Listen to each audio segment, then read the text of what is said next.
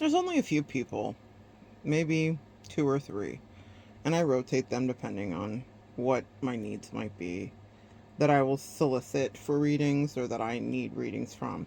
I'm not a person that really is dependent on getting readings from people. I have my own intuition, but sometimes people do have clarity, and I always trust that you need a professional to assist you to whatever degree.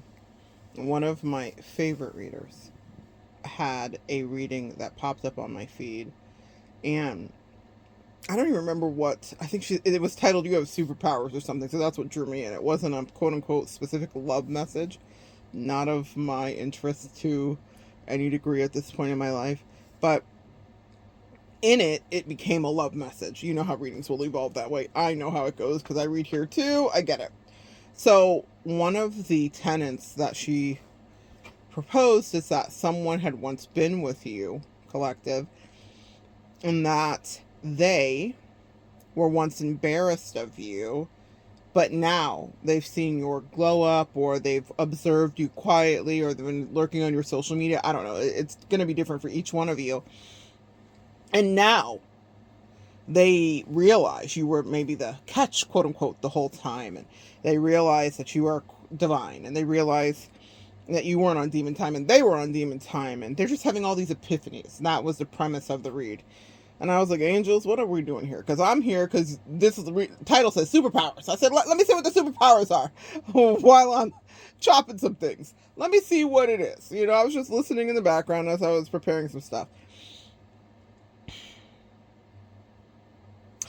And it really rubbed me the wrong way. So wrong that I actually commented. And not to be a contrarian to her, I love her and I was very respectful, as I would want anyone to be respectful for me. I so believe that the energy we give is the energy we will receive. So I really try to live by that. So I was like, hey, beautiful, you are literally one of two, maybe, of my favorite readers ever. And but I said, would you want to date someone that was once embarrassed of you?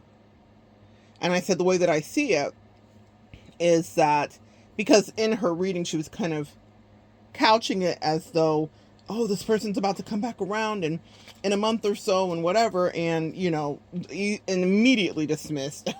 I'm channeling that song where they're like, hit him with the rat pack. Yeah. That's how I felt. I was like, yeah. Like, anytime I hear anything about anyone from my past coming back, I'm like, yeah. Get away from me. Permanently. Because I know how we show up and we love completely, Earth Angel. I know that when we show up in someone's life, we're giving them ourselves completely vulnerably.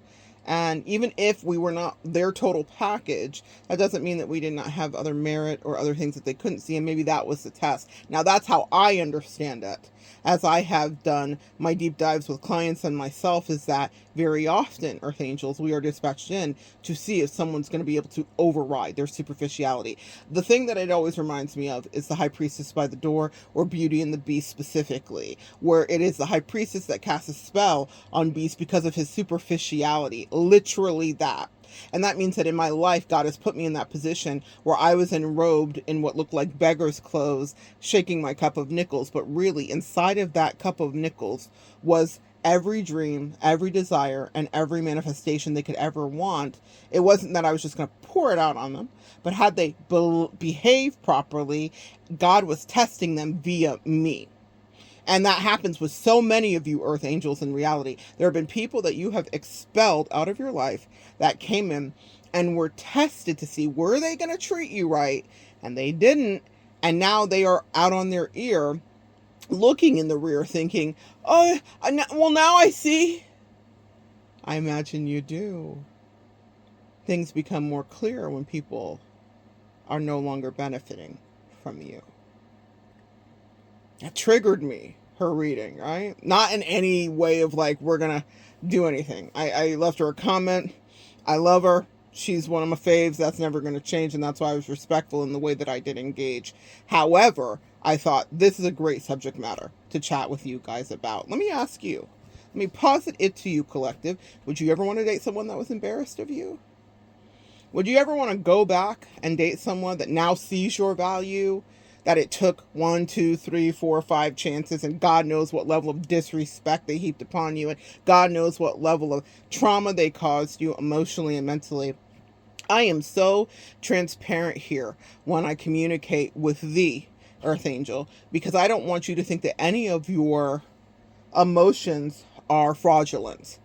And the way that I will examine and pour over the remnants and the bones of a relationship, some people have called barbaric, because in their superficial microwave matrix, they can't even fathom any introspection. That's why they end up in those repetitive situationships that are bleeding them of their dedication and their love and their devotion, their divinity. But when it happens to me and I get myself caught up in something and I participate to whatever degree, because everything takes a big yes from us and I want to hold us responsible. I don't care, you know me, big black mama energy. Big mama energy regarding that. Black mama energy specifically. I don't care about the rest of your little friends. I care about you. And so the rest of the Matrix world's not going to do what we do. And so I'm going to hold you to a different account. You go in and you give all this energy to someone and they dog you out. And then in retrospect, they're like, I get it now. I just see that as a way for a demon to rehook back into you. Because why did I have to go through whatever to get back to you loving me properly the way that you were originally supposed to do?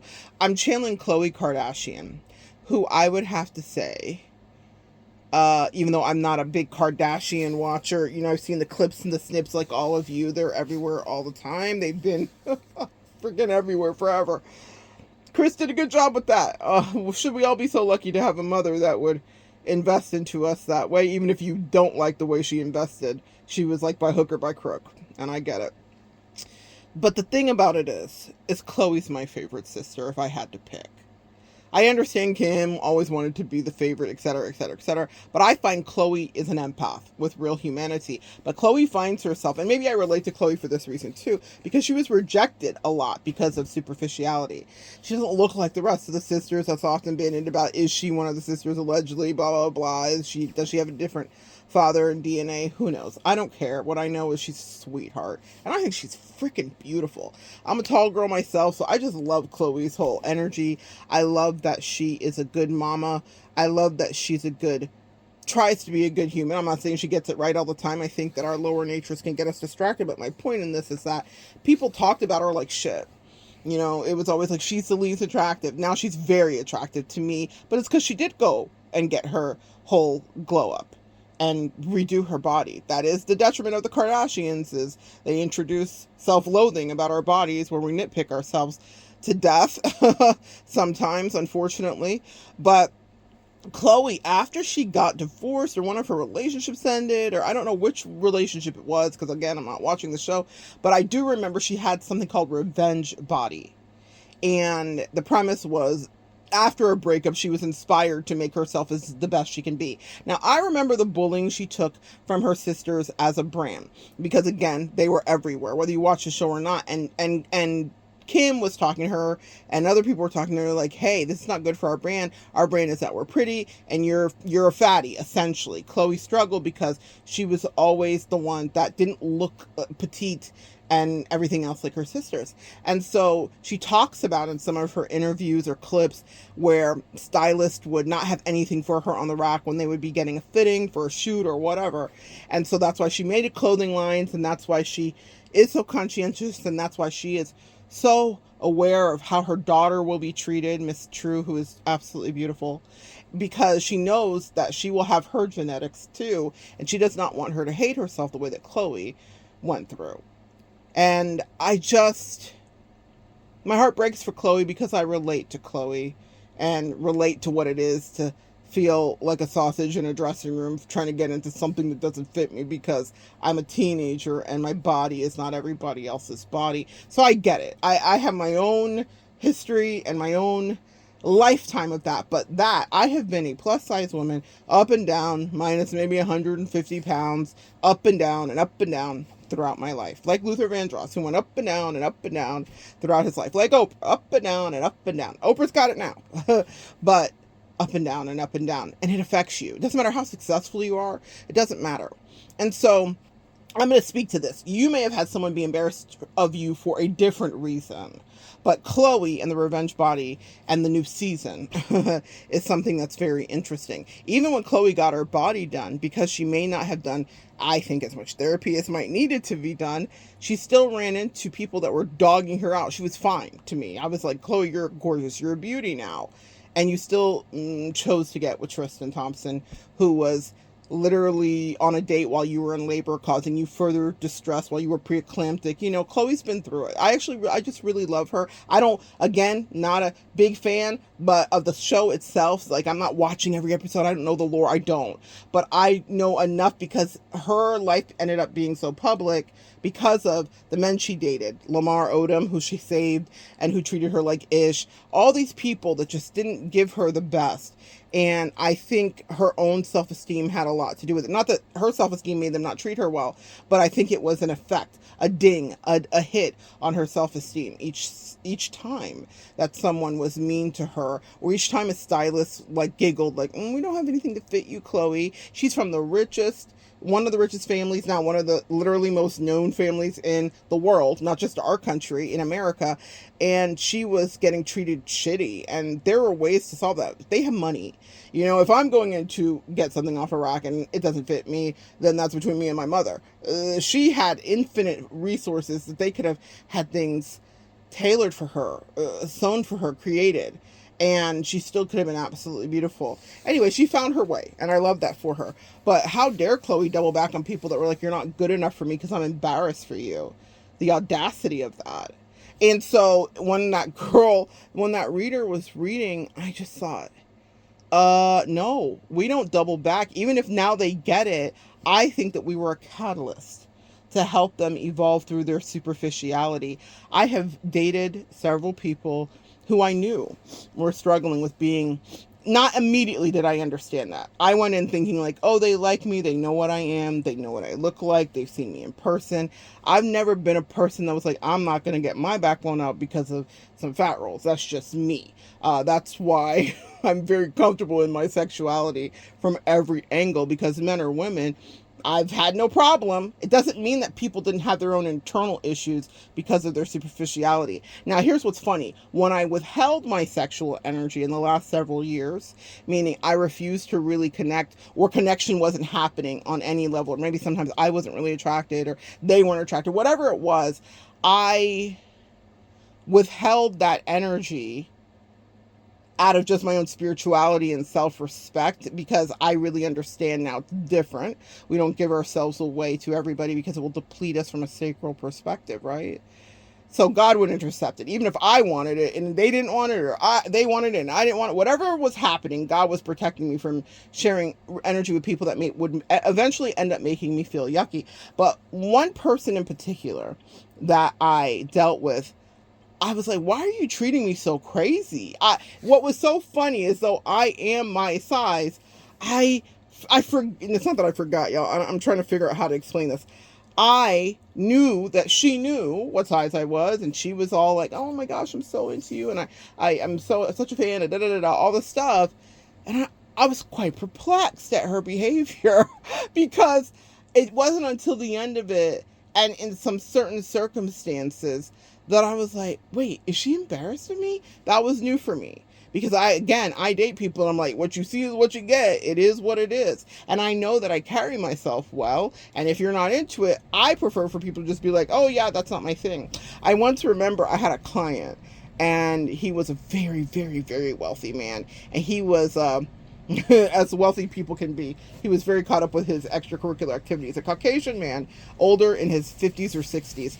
And he would call me. I met him reading at a party. I was hired to work a party, beachside on the Space Coast, and we met there. And he was just enraptured. He bought all the time that night. Like, no one could get in the room. Everybody's like, "Can we get in to get a reading?" He was enchanted. And so he started to hire me. He owned several restaurants and real estate, and he started to hire me. And he would call me out to his house, and he would pay me heftily. He'd pay me outrageous. It's before I even had real boundaries on my payment. In a way, like I was still like establishing myself. And so he was just putting chunks of money into my hand. And I was like, oh, this is amazing. And I remember one time he was like, oh man, you know, I'm looking for someone. I'll never forget this. I'm looking for someone to date. Da da da da. And I was like, well, I've got a friend. And my friend that I had in mind was a Caucasian woman who was of his age. She was a frequent, active person. She likes travel and all of that. That's who I had in mind. She was svelte, very skinny. But because he was looking at me, he was like, I'm not trying to be offensive. I am not really interested in anybody that is fat or obese. So if your friend is that, no matter what color she is, it wasn't about their race, but he was like, no matter what color she is, then I will pass. So if she's not, you know, he's like, I'm very active, I like camping, all that stuff. It's important to me that this person be you know, like me and into some of the things that I am into. And I said, oh no, I completely understand. And I was like, yeah, she's really just like you.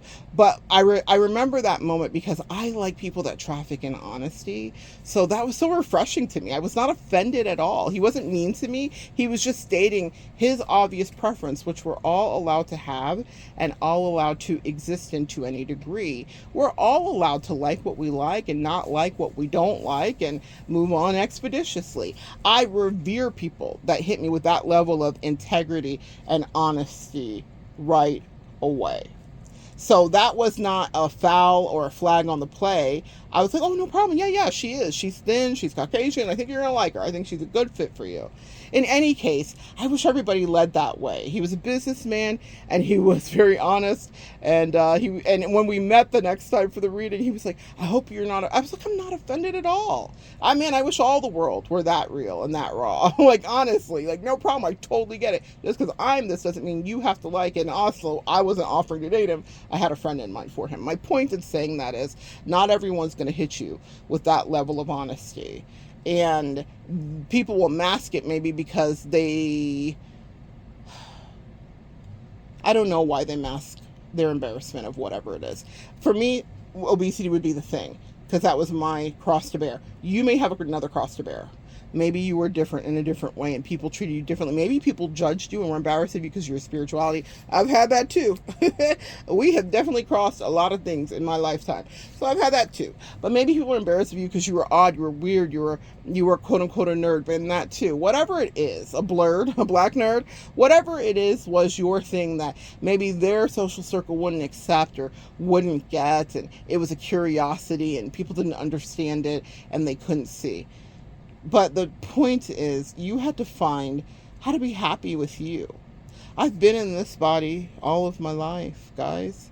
And if I was going to hate myself the way society wanted me to hate me, I would have never found love or had happy times. I would have never traveled. Even people that were not romantic interest of mine would slip and share their real terror of being in my body and experiencing a lifetime like mine. You know, I had a friend who I thought was so rooting for me, but then she said something really snide to me, like, do you think that you're capable of doing whatever? Like traveling specifically. Like she was talking about my mobility. And this was way before canes and relearning how to walk and things that were actually impeding on my mobility. And also after. I remember the comment then too. But the point is that she shared her truth, which is that she didn't think highly of me, that she was judging me, and that to some degree she was embarrassed of me. It's so funny. I remember being with her in I believe it's Paris, and we had a lot of stairs to take. And I remember after a long day of walking, Paris is all walking, and it's June. I'm dripping. I am just drenched. And this is before surgeries and canes, right? So I'm fully capable of doing it. I'm just a plus size person doing it. And we finally get to this great relief. It's going to be an embankment of escalators that are going to take us up thousands of feet. And guess what, y'all? The elevator that was the up was broken. The down was working. And I was like, I can't even believe this. So I'm apologizing the whole time profusely because they were quite active, quite svelte, and quite in shape. And I'm like, I'm so sorry. I'm so sorry. I'm so sorry. And she kept being like, you do not have to apologize. But the truth is that her later or previous or whatever, I don't remember the time sequence. It was later. It wasn't at that time. It was later when she was like, do you think you're capable? Oh, bitch.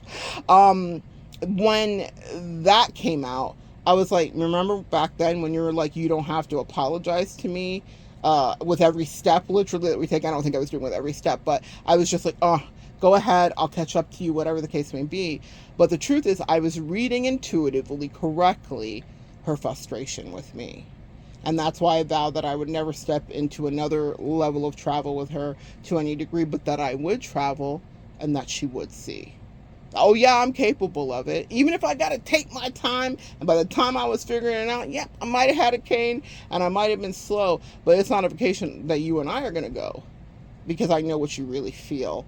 When that reader was reading, I thought, listen, this is the deal. If someone was embarrassed of you, I'm glad that they could get the lesson through you. Because what she was reading was essentially someone's evolved. They get it now. They've had a change of heart. They want to spin the block and they miss you. And now they get that you're magical. They get that you're a star. They get that you're whatever she was saying, right? They get that with you, they could go far. But here's the thing, Earth Angels, most of us communicate that clearly. Whether obesity is your struggle or not, right away in any relationship. Think about your last major romantic relationship. If it dissipated, you were making yourself available, you were communicating, you were discussing, you were talking, you were sacrificing probably, you were offering, you were sharing, you were doing really beautiful things to make the connection work, right? And if someone didn't get your worth, why would you let them come back when they once thought of you or treated you like dirt? A lot of people, and the reason I think this is a great subject matter is because in this country, that's the one thing where you can, being fat phobic, everybody can be that, everybody can. I was hearing recently that someone has finally checked Aiden Ross. You guys don't know who Aiden Ross is. He's a streamer, and he was being just disgustingly racist and evil towards Doechii. And in his rant, if y'all know who Doechii is, go look at a picture of Doechii. In his rant, he called her a couple of times because he was just so filled with his disgusting demonic energy. He called her like a fat bitch a few times. Fat where? Her ass might be, but nothing else on Doechii is fat. Not an ounce of it. She's actually quite physically fit. And he had to stop himself and take the fat part out, but that was a slur that was so natural to him to degrade her, even though it was literally a lie. It's just not who she is. And then he just doubled down on the evil black bitch, this, and all the disgusting things I want to repeat. The point is, being that way about people, as Chloe has experienced, was just so easy. So far be it from me when people are like, oh, now I see, and wow, you look so beautiful, whatever. Well, I remember how you treated me. Or I remember what I intuitively gathered from you. That's where we're dangerous, Earth Angels, is we're reading people what they're not saying. And sometimes they'll make the mistake to say the snide remark, and then we clock it. And we move on, and we part. Have more self-respect for yourself, guys. I don't care what your plight was. This is the example that I can give because it's what's been my life. But figure out for you, if you've ever had someone who has been embarrassed of you, do they deserve a part two? Do they deserve the gloat up you? In my life, I thought I would I would have a relationship, whether it be platonic or romantic, of someone who really, really believed in me, and I would miraculously conquer my weight issue, and then they would get the benefit from the, not revenge body, but the glow up body, right? That was not what happened to me. That was not my reality. There was no one that came in that was a friend or a lover or whatever that was just so good to me that they believed in me. Usually what I found is that the people that I was loving so dearly, so completely, so vulnerably, the first chance, and when I say the first chance, they had to make fun of me and be mean to me, they would, even if it was just to themselves, to their family and friends.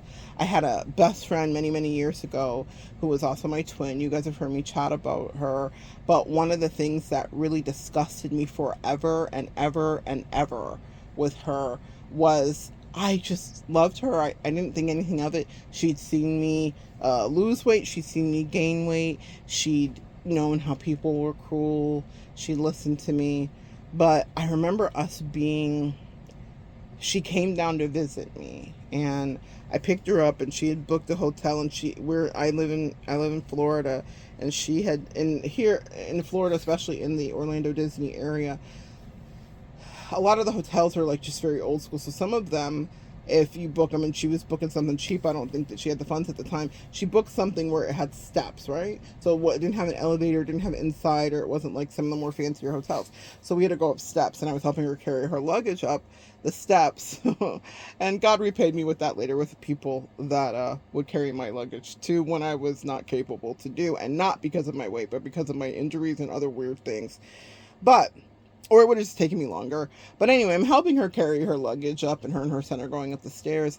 And I'm lagging back because my fear is I don't want her to hear my labored breathing, right?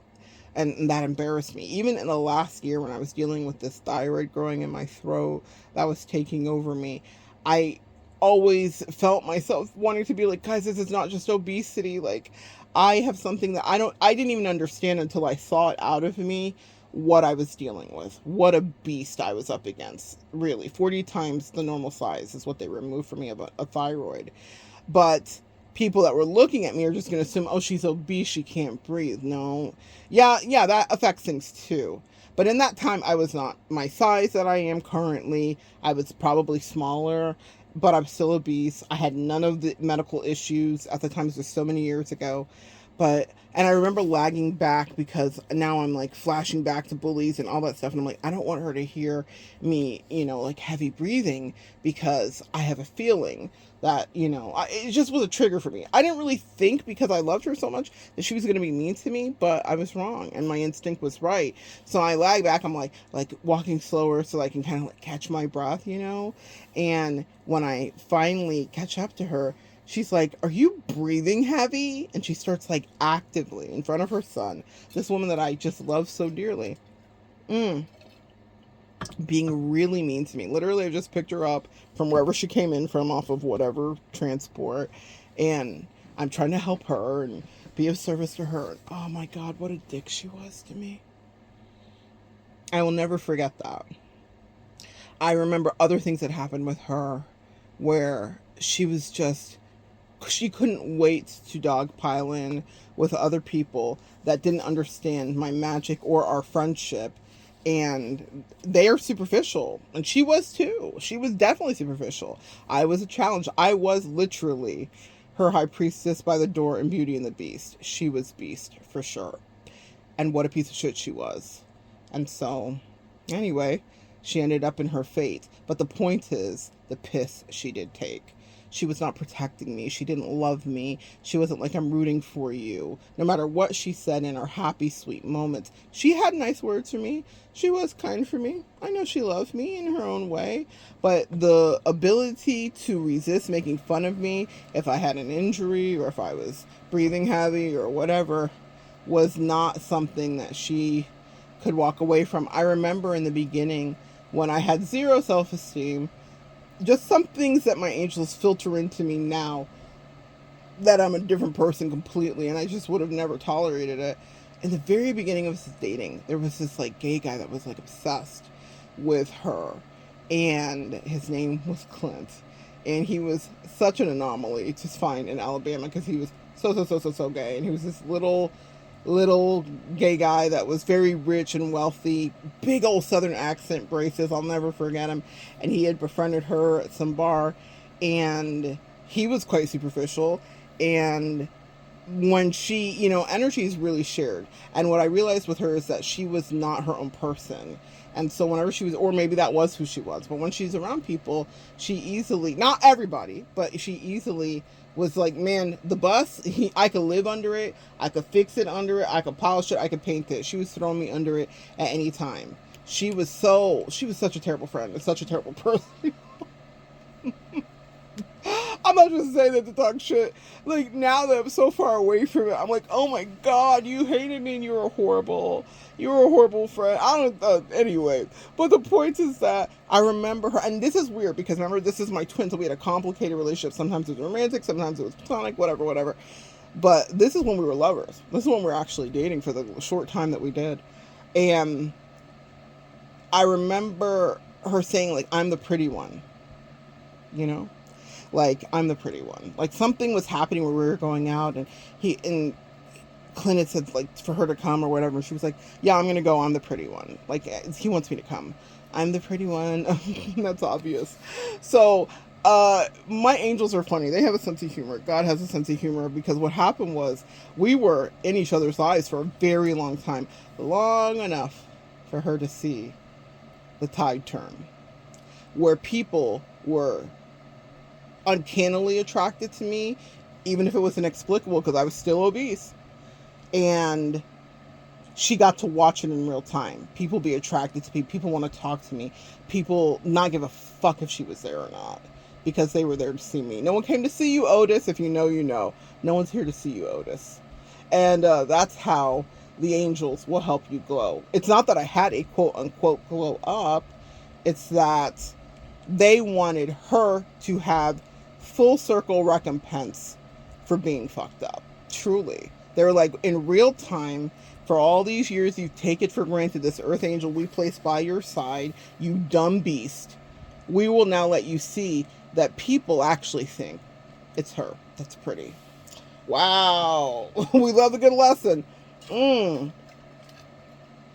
will now let you see that it's people that you would like to be attracted to you, that are attracted to her in reality, that are obsessed with her in reality. In fact, it was a central theme in the last relationship that I saw her in. I was like, do you think that she's here for you, sweetie? I mean, in the carnal sense, surely, but why is she watching my channel more than you, really? That part. God has a sense of humor. God has a way of humbling people that play in your face. But far be it from me, from friendship to lovership to any capacity, to now that she has whatever epiphany, double back and say, oh, now yeah. Never. So that's why when I heard that reader espousing, like, oh, someone's coming back, we'll be back in about a month. Fuck them. Fuck off. Fuck you. Forever. I mean that. For you, if you can't say it, let me do you one better. For anybody that ever castigated you, belittled you, even if their deep internal thoughts were triggered by your very body, just because you're breathing on this earth as you were called to be like them, fuck them forever, friend. When I said I never went on a vacation, different friend, different era, again, with that person, I meant it. I was like, oh, bet, say less. Say less. You're concerned that I'll make it? Excellent. I don't care. There were times when I had to be in wheelchairs. There's all things that happened, but I was doing it. I was around the world. It didn't matter, because you can't let your limitations hinder you. Now, you may not have the same limitations that I do, but maybe you've had a situation where someone was embarrassed of you, and someone was mean to you, and someone was making fun of you, or deep down they couldn't really choose you because they were embarrassed of you. And I remember the person, just different story, different person, who I couldn't like conceptualize why she was being so weird when I was treating her so great and treating me with such vitriol and hate. And she kept talking to me about themes, not like in an over way where I was like bored of it or I felt like she was doing too much, but it would just come out sometimes in our conversation how her mother had once said to her, we don't sit like that. It wasn't just like not sitting like a lady. Something about her stomach being out. Her stomach that God gave her. And she was not dealing with, at that time, obesity. I guess she had been bigger in her life, but she had tackled it by the time that she was by my side. So, but she wasn't, I don't know if she was obese. I can't say that for sure. I wasn't with her in those moments, but she told me that she was bigger and she'd lost weight. She told me about how it delighted her that when she was at her reunion, that everyone was in her face asking her about her weight and how she had tackled it. Like that was the big concern, because in our country, that is the concern. And it's not just for health, it's for, superficial reasons in our country. I've dealt with the health side of it, so I know it a little differently, but she was not having health issues that I'm aware of. She was quite active. She was a chef. She traveled the world, all that stuff. But I remember the indoctrination of her mother's rejection of her body that her mother was projecting onto her, and how she had internalized that to a certain degree about her body, right?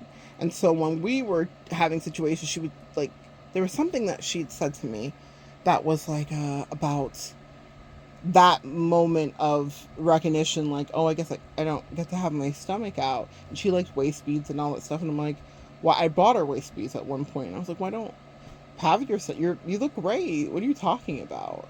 Like, I just really couldn't understand. But what I really couldn't comprehend is why she was treating me different. I thought, God, if this was a man, would you be behaving that way? And she told me of people that she had dated, people that she dated with real disabilities, and people that she dated that had other issues and other things that plagued them. And what she was doing, essentially, guys, so that you understand what I'm communicating here. She was communicating to me her resume, essentially, because at the time I was down bad. I was coming off of those surgeries and all that, and I gave her full disclaimers. This is it. She'd already seen me, so she knew I was obese. So she knew I was a morbidly obese big girl. There was no surprise. But I was very transparent about like the other things going on in my life once we started to date. And I was like, look, is this something you think you can deal with? And she was like, oh yeah, this is not even an issue. Girl, don't you even worry your head. Rest your head about it. Rest your bones, she would say. She was very considerate, but truly it bothered her.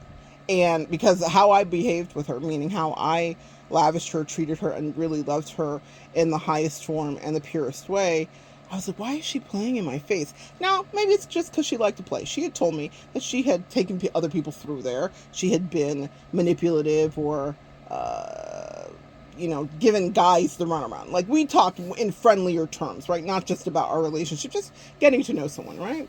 But I was like, what is happening? I was just scratching my head because I'm such an earth angel. So that Pollyanna energy and naivety can be there. And I was like, I just don't understand. If this was terrible and you never really been treated like this, why are you being weird with me? And upon getting away from her, go check out my video, The Further You Are Away from Narcissists and Toxic People, the Clearer You See. I was like, oh, were you really triggered by me? Even though you wanted to be up underneath me, literally, because every time I try to be like, let's not do this, she'd be like, no, let's figure it out. And I'd be like, you know what I mean? So when I say that is we both had mutual understandings that we probably were not supposed to be around each other. She was truly a karmic partner, but a lot of it had to do with her being embarrassed of me. Now I understand completely. So what would I look like if now she could evolve and imagine and get it? Or let's say 5 years from now, she sees me and I am in a different level of whatever my life is, tax bracket. Maybe it's not even just weight, or maybe it is weight too. And now she's like, now I want to be with you. Or now I get what you're trying to do. Or now I want to travel with you. It would be a no.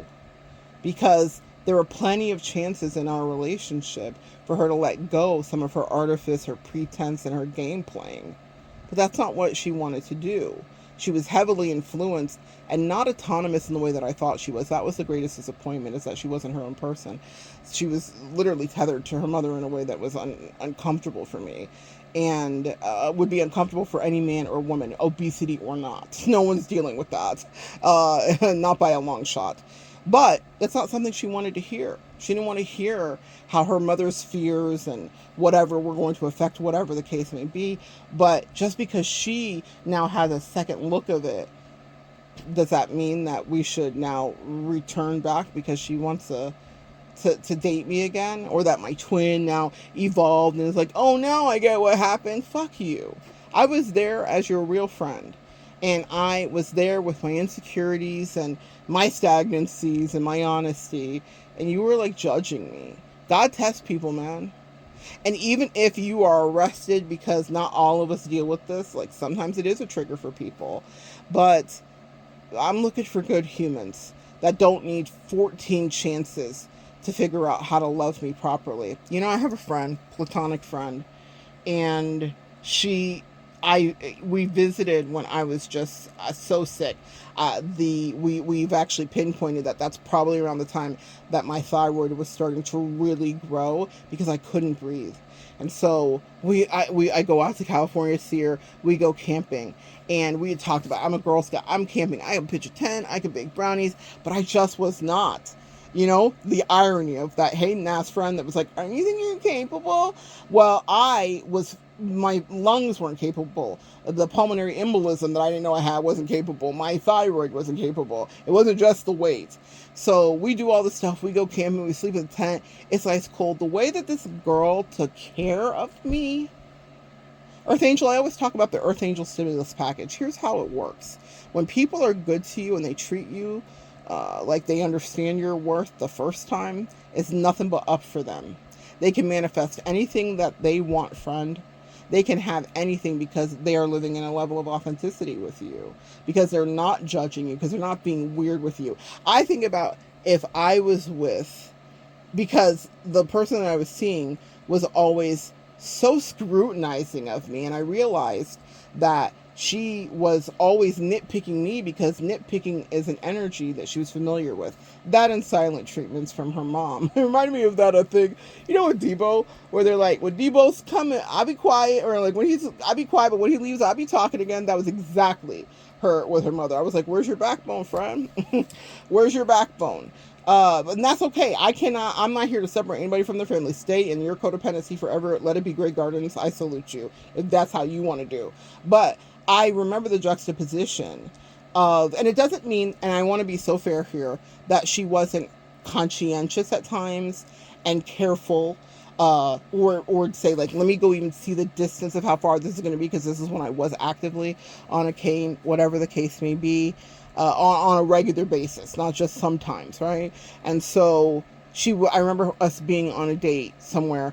So we went to like something pink in New York or something, some pink pier or something. And she literally walked ahead and made sure that it was going to be a distance that I could traverse. Those moments I'll never not be able to thank her for. Both things can be true. People can be an asshole to you, but they can also be kind to you at times too. But the issue wasn't just those nice moments. It was the internal behavior. The way she treated me was dastardly at times, and it was all hinged on her real internal beliefs, her own maybe rejection of herself, whatever projections from her mother. I wasn't there to help her do the therapy. That's what she wanted, and I was like, no. In this Earth Angel Stimmy, there has to be reciprocity if you want me to help you with these deeper issues. I'm not just going to do all this heavy lifting for you. For what? When you're treating me like shit, really? You would never do this to a guy. I stand on that. We could be 65. We could be 82. We could be 41. I am never not going to say you would never have treated a man the way that you treated me were we to be in the same position. Even an obese man, you would have never done it. It would have never happened. And I dare her to lie to herself, which she will. But the point is this, that I realized that no one deserves to spin back and have access to you because you've quote unquote glowed up and now they understand and they see you. I had my other second favorite reader was talking about how she was at the gym. She used to be obese. I didn't know. I had no idea till she mentioned it. And she was at the gym and a guy talked to her. He was like, hey, I don't see you around here. And she's like, I've been at this gym for the last couple years working out every single day. And I've seen you all the time. We've spoken at that machine over there or whatever. But because now she was fine, right? She lost the weight, whatever. He noticed her. He was shooting a shot. And she was kind of laughing about it in the reading because she would not. She was like, sir, I've been here the whole time. And I just loved her for having integrity and self-esteem, no matter what size she is. And now she's the dream maybe for him, and she's fine enough for him to hold the door open and whatever else was going on in her story. And I was just like, that's how it can be sometimes, sweetie. People will play in your face off of something so superficial. And that's okay. We're allowed to have our preferences. I'm attracted to people like Anak, the model. Anak Anai. I don't know if I'm saying her name right. Anak. Oh my God, dream a little dream of me. I think she is the most beautiful woman in the world. I personally am very, very attracted to dark-skinned women. Personally, like dark skinned women, and not in any weird competitive way where I want to do a brown paper bag test and all that weird shit. The person I was seeing was a darker skinned woman, and she had all this complexes about it. Was always trying to like weirdly demean me, and I was like, ma'am, I'm actually trying to compliment you. What you don't know, because you don't know me that well, I guess, is that actually the dream for me is a dark skinned goddess. Literally, I'm not fetishizing you. I just know what I like. We're allowed to like what we like, guys. So it's okay if someone's not your type. You don't have to like what is put in front of you. We all date different people. Sometimes we don't end up quote unquote fully with our preferences, so I highly recommend it. I highly recommend it, because then you won't be in your head, sis, about, oh my God, does this person really like me? Are they attracted to me? Etc, etc, etc. The point is, though, that would be my ultimate, like, my God, today. She is just absolutely gorgeous. My breath is taken away when I see women that are this incredible melanated color. But you're allowed to say yes or no, like the guy that hired me to do my reading so many years ago. Oh, that's not my thing. Just want to give you a heads up. That's okay. But do it on the front end. Don't get into a connection with someone, a friendship with someone, a lovership with someone, and then start to treat them like shit because you cannot conquer it, and that's your superficiality. Do not try to treat them like shit because you're embarrassed of them, and then think that once they conquer whatever their issue, quote unquote, as far as you're concerned was, that they deserve a part two. They don't. Fuck you. Although it's the deepest fuck yous I have, they don't deserve a part two, guys. No one deserves to have access to you again just because you look like what they're okay with. There's, in the manosphere, there's all this talk about everybody's preferences. Yeah, have all of them. You can like them light skin, big, fat, little, big ass, whatever. What did Drake say? I like my girl BBW, the kind of suck you dry and then share some lunch with you. That part. Whatever you like, you're allowed to like it, but you're not allowed to punish someone. So I've given you many examples here today of friends and of lovers, or in-betweens, whatever. I was just dating, and maybe we never ever consummated. But the point is that there was a romantic bent and ilk intent, as far as I was concerned, and they were too. It was agreed upon. You know how I feel about communication. But people, she wasn't, that person I'm talking about, she undermined me always. It wasn't just about my weight or her secret internalized hate of whatever her weight was or whatever. Girl, it wasn't even that. It was everything. She just couldn't stop finding issues with me. And that was when I was like, oh, I overrode because of my romantic interest and energy. That's another message for another day. But I was like, you're just a hater that I allowed to play in my face. Damn. Hit him with the rat pack. Yeah, get away. That's it.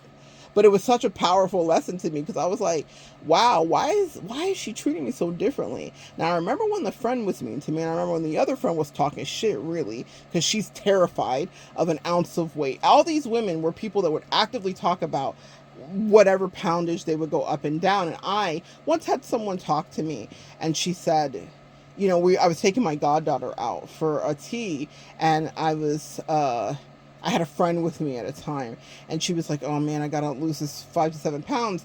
And I was like, oh my God, sweetie, you're beautiful, like whatever. And my friend said to me at the table in front of her, and I really appreciated it, she said, we know that you deal with your weight, Monette, but 5 to 7 pounds to someone that is dealing with their weight as a skinnier woman is still 5 to 7 pounds, and that's still either scary for them or it's something of concern, and they got to get a hold of it, trust me. And she was like, so you cannot discredit just because it's 5 to 7 pounds that she would be considered considerate or concerned with her body. And that was such an educational, I love when people can teach me things, man, you know? And so that was so educational for me because I have body dysmorphia. Because I've been my size, anybody that's skinnier than me is winning. That's how I always had felt it. And so in that moment, it was such a powerful lesson for me to know, like, it doesn't matter what size we are, because of society and because of our health too, this is something that we might be plagued with as women, right? But what I will tell you is, yeah, take care of yourself, sure, but don't let people come back and date you once they figured out now you're acceptable to them, whatever that means. And this is me talking to you as a very still plus size woman. I just want you to understand, I'm not just like, and here's revenge body. It's not like I'm on screen here and I'm skinny and talking to you. I'm talking to you still as a plus size woman, but I still have my self-esteem. I still will not tolerate an ounce of people's disrespect. And I will tell you, with the persons that I dated, it's not like they were coming out of their neck to be honest with me. I had to figure it out intuitively, as many of you guys have done, regarding any situation that you've ever been in, right?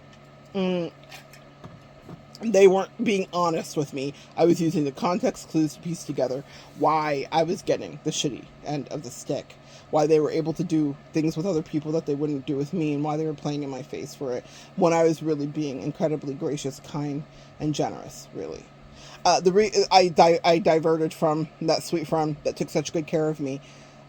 In that moment, after she took care of me, when I say took care of me, meaning she didn't judge me, she wasn't making fun of me, she wasn't like, damn, you're slow, or damn, you're breathing heavy. She wasn't making any of those observations. She in fact, what she'd said to me is like, I was just actually impressed that you actually made it out, because I realized how bad you felt. I could tell. And, whatever. I was drinking Theraflu the whole time I was there, which is horrible. And I was just off. I was really, really, really, really sick. But we had still an adventure and more to come, really, truly. And I'm just delighted.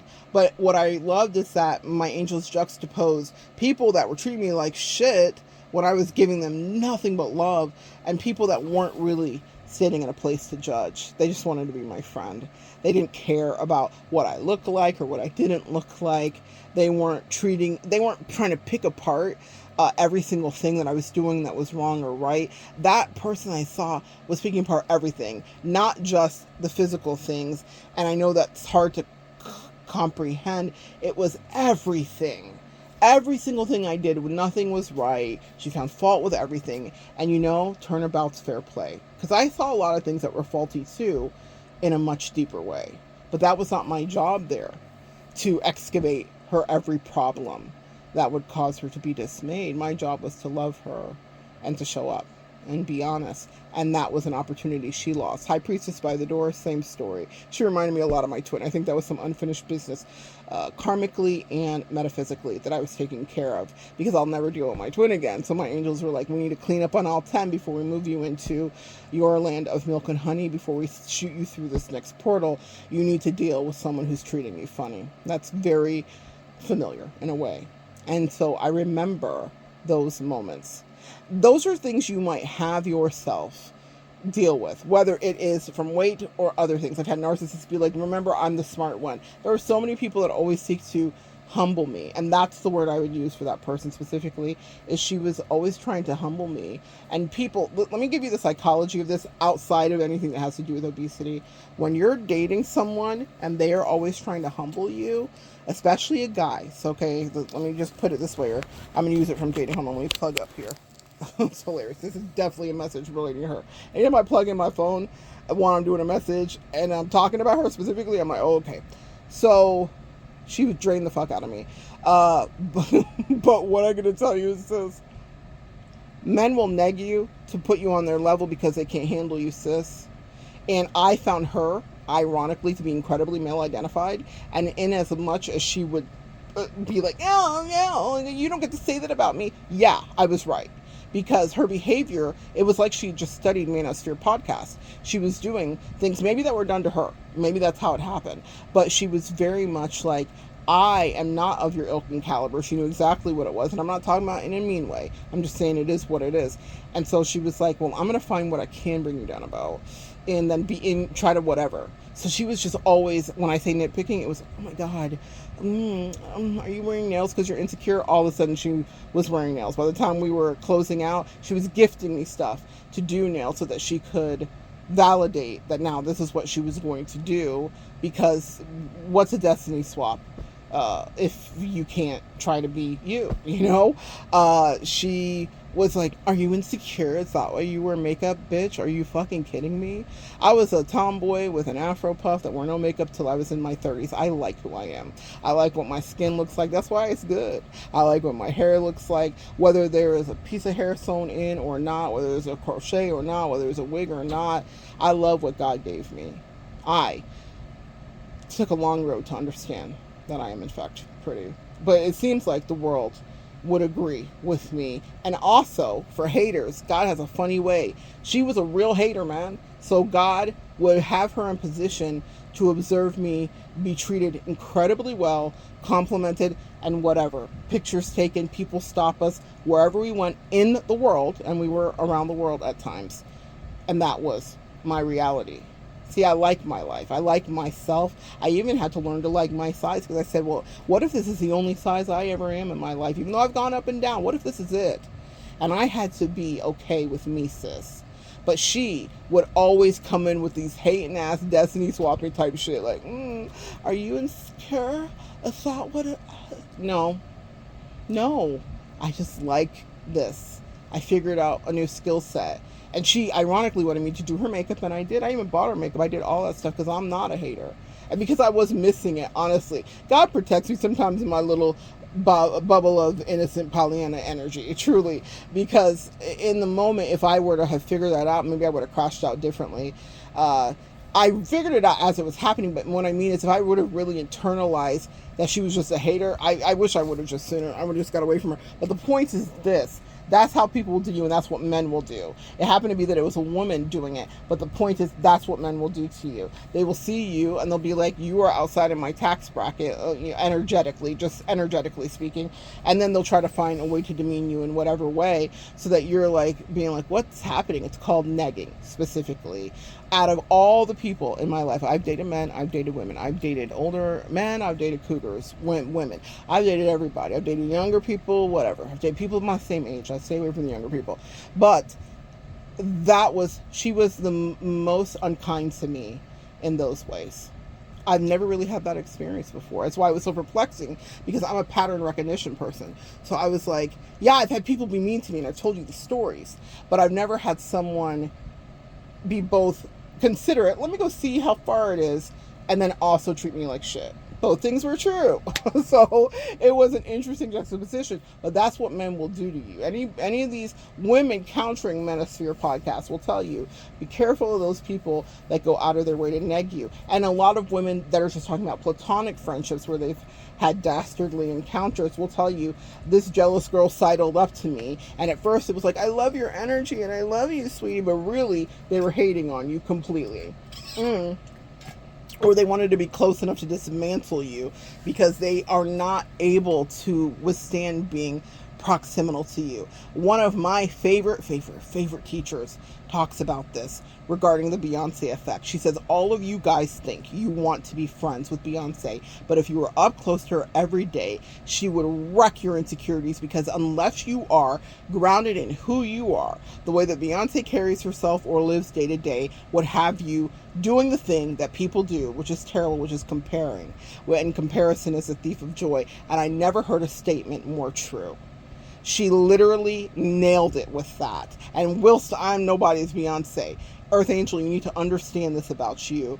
A lot of people do see you in a higher caliber, and they swear to God that they deserve access to you, because people believe they deserve proximity to beauty or to kind things or to celestial, kind, angelic energy. But there's a certain price they have to pay, and that means they have to be rooted and grounded in integrity. They have to do the right thing. They have to be a good person every day when no one's looking in order to really be able to ground that. Because being next to a Beyonce every day is going to make you look and feel a different way. And that was the result of her undermining and negging and nitpicking me, was because she's going to have to learn how to get her. I always would tell her this. She thought it was funny and a little... it like hit her chest a little bit, but I was like, step your pussy up. If you're going to be next to me, stop being coquettish about your beauty. She had her own beauty. She had her own whatever. And I was trying to enhance that and treat her and help her to embody it better. But I was like, you can't be pretending that you don't understand what you're draw is, because security comes from being grounded in what your strengths are, sis. That's an important thing. That's a lesson to take away from this. And that's how you survive people that want to spin the block on you now that they deem you worthy in a way because you fit their insecurities or their superficialities, or now you're more in alignment with what society says you should be. I love every single person that fumbled me. I love that they fumbled me. I love that they did me dirty. I know my projected plans. I knew it when I was in their hands, and God has never failed me. I am one of the greatest lessons. She was a good teacher for me. She was. I needed that lesson. I needed to step my pussy up regarding negging, deflection, projection. She taught me those things because she was rife with the disease. And so it helped me to conquer a blind spot I had in my life so that I could help set other people free. Because what we do as Earth Angels is that we figure out the Rubik's Cube. She was a square that I wasn't able to flip until I flipped it. And I'm so grateful for her existence, because in her mean, unkind, toxic sorority girl energy, she taught me lessons that are rooted and grounded in me about loving me, about not being unflappable and not letting people have access to me that don't like themselves in reality. Such a great lesson, probably one of my favorites in the last few years, because it came with me conquering some of my fears. And it is what I will wrap it with today. Don't let these people come back in your face to play. Also, if it took you having to revenge body and all that other shit that Chloe did in order for people to still end up treating you like shit, don't do it. Do it for you. Everybody says that, but it's the truth. And God walked me through it in the realest way. He was like, if you are going to like yourself, then like yourself.